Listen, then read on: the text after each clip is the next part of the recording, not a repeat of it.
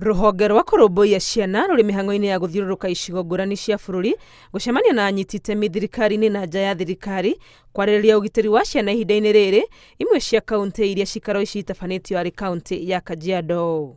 Leo ni kikao cha pili. Wiki iliyopita tulikuwa na washikadau wale sio wa kiserikali na tuliongelea venye wanaweza kuhusisha watoto na kuwajunga wakati wa kupiga kura na wakati wa baada ya kupiga kura. Mnajua watoto wengi hata umeona katika mitandao, wengine hata wanatumiwa na wanasiasa kwa njia tofauti tofauti.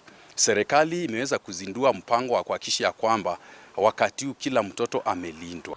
Umwe wa maundu maria mekireirwo ari gutigirira ciana itiragiritanio maundu-ini ma uteti amu gwikagwo ni kwagarara ihoto ciao. Watu ambao wanaweza kuwa na lengo ama wako na nia ya kutumia watoto aidha kuwaweka katika mabango ama kuwaita wakaweze kuwaimbia mashairi, hilo ni kudhurumu haki za watoto. Ni maundu mekikaga rimwe aciari matekumenya na ona ringi makimenyaga no makaga gukorwo makimenya gutiagiriire. Ihinda riri mathukuru mahingitwo, aciari makihinyiririo gutigirira ni maramenya kuria ciana ciao ire mahinda mothe. Aidha wanatumiwa, kutojua, saa zingine wazazi hawajui watoto wao wako wapi. So ni muhimu sana kukuja kuelimisha hata watoto, wazazi kujua umuhimu wa kukaa na watoto wao katika hii msimu wa uchaguzi.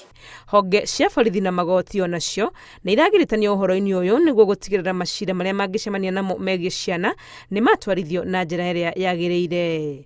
Ngĩribotera Inooro TV, rĩtwa rĩakwa nĩ Wangui wa Mwangi.